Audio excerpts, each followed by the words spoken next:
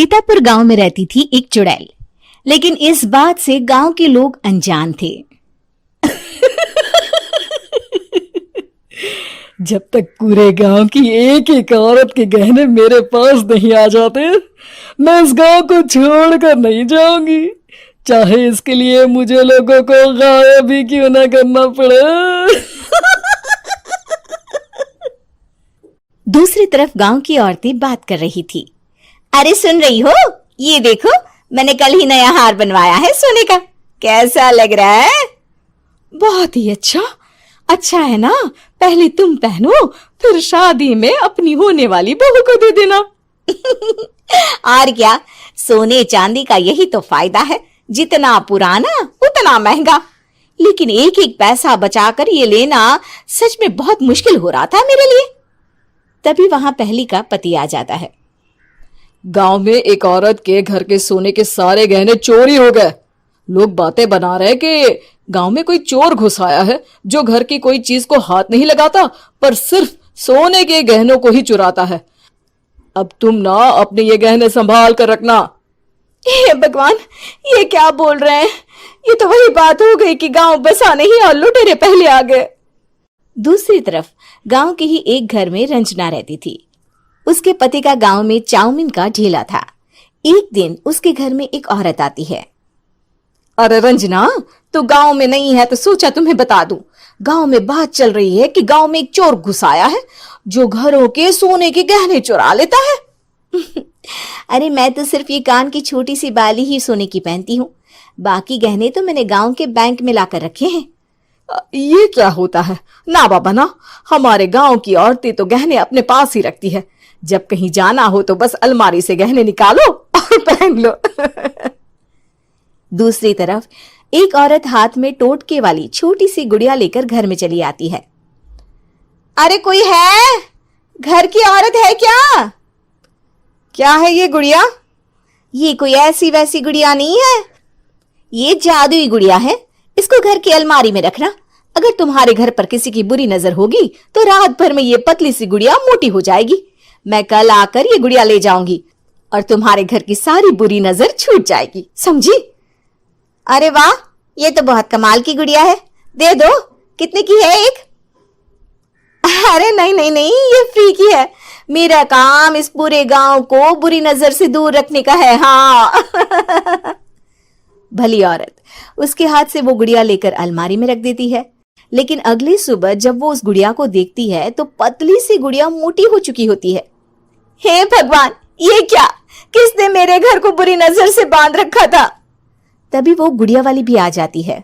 मैंने कहा था ना, घर पर बहुत ज्यादा बुरी नजर है, लाओ ये गुड़िया मुझे दे दो। औरत वो गुड़िया उठाकर उसे दे देती है। गुड़िया हाथ में आते ही वो औरत उसे लेकर सीधे गांव के बाहर की खाली हवेली में चली जाती है और साधारण औरत से चुड़ैल बन जाती है। अरे पगली, गांव वाली इस गुड़िया के पेट में तेरे घर के सारे गहने हैं। इतना बोलकर वो गुड़िया को फाड़ देती है और सारे गहने निकाल लेती है। वहीं दूसरी तरफ, हे भगवान, मेरे घर के सारे गहने चोरी हो गए। उस औरत के घर के आसपास लोगों का जमावड़ा हो जाता है और लोग बातें करने लगते हैं। लो जी, ये भी घर गया।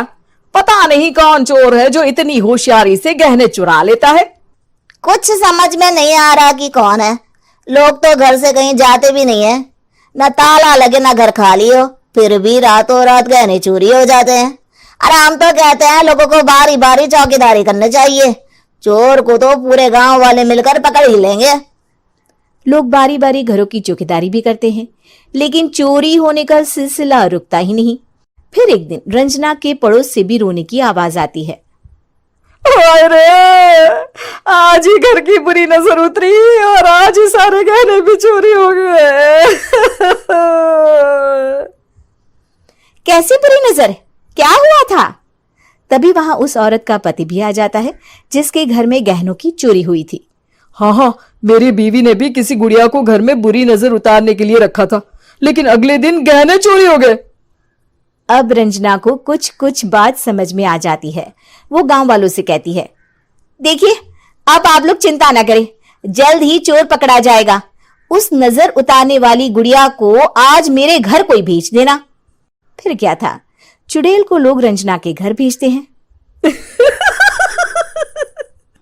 पहली बार देखा है कोई खुद लुटने को तैयार बैठा है। तो तू है जिसे घर की बुरी नजर उतारनी है? ये ले गुड़िया, ये सुबह तक मोटी हो गई तो समझो तुमको और तुम्हारे घर वालों को नजर लगी है। हाँ हाँ, मैंने काफी सुना है। तुम ये गुड़िया मेरे घर छोड़ देना। अरे क्यों नहीं, कल सुबह आऊंगी जब गुड़िया तुम्हारे घर की सारी बुरी नजर लेकर मोटी हो जाएगी, ठीक है? अब क्या था, रात को रंजना ने पूरी नजर गुड़िया पर रखी। वो अपने पति और गांव के कुछ लोगों को घर की खिड़की से घर के अंदर नजर रखने को कह देती है, और फिर जो नजारा सब देखते हैं वो हैरान करने वाला होता है। गुड़िया धीरे से अलमारी खोलकर बाहर आती है। अलमारी के सारे गहने लेकर घर में जहां जहां गहने होते हैं वो लेकर अपने मुंह से खा जाती है। वो जितने गहने खाती उतनी ही मोटी हो जाती और फिर अलमारी में बंद हो जाती है। गांव वाले डर के मारे वहीं बेहोश हो जाते हैं। लेकिन सुबह जब वो औरत गुड़िया लेने आती है, रंजना उसका सामना करती है। ये देखो गुड़िया कितनी मोटी हो गई है, लगता है मेरे घर में बहुत लोगों की नजर लगी है। लाला ये गुड़िया मुझे दे दे, अरे बहुत कीमती गुड़िया है ये। तेरे घर की सारी बुरी नजर मैं गांव के बाहर वाली हवेली में फेंक आती हूँ। शाम को फिर लोगों के घर इसे लेकर जाना है ना, इसमें तो मेरी जान बसती है, जान। रंजना गुड़िया को चुड़ैल की तरफ बढ़ा देती है, लेकिन फिर वापस ले लेती है और गुड़िया के हाथ मोड़ देती है। जैसे ही गुड़िया के हाथ मोड़ती है, चुड़ैल का हाथ भी मुड़ जाता है। अच्छा, तो ये वो गुड़िया है जिसमें तुम्हारी जान बसती है। अब सुन चुड़ैल, तेरी सारी हकीकत सबके सामने आ गई है। या तो गांव वालों के गहने लौटा दे, नहीं तो मैं इस गुड़िया की गर्दन मोड़ दूंगी। चुड़ैल डर जाती है। अरे नहीं नहीं, मेरी गुड़िया दे दो, मैं सबके गहने वापस कर दूंगी। ठीक है, अब भी जा और सबके सारे गहने वापस कर। चल निकल यहां से। चुड़ैल सबके गहने लौटाकर रंजना के पास आती है। ला दे मेरी गुड़िया रंजना, इसके अंदर के गहने निकाल ले, लेकिन ये गुड़िया वापस दे दे। लेकिन रंजना जानती थी कि जैसे ही गुड़िया चुड़ैल को देगी उसकी शक्ति वापस आ जाएगी। चुड़ैल, तू तो चुड़ैल ही रहेगी, ये मैं जानती हूँ। अरे नहीं नहीं नहीं, मैं गांव छोड़कर चली जाऊंगी, किसी को परेशान नहीं करूंगी, वादा करती हूँ मैं। लेकिन रंजना उसकी एक बात नहीं सुनती और गुड़िया का सर उसके शरीर से अलग कर देती है। चुड़ैल सर अलग होती ही गायब हो जाती है। गांव वाले रंजना के साहस और बुद्धि की खूब प्रशंसा करते हैं।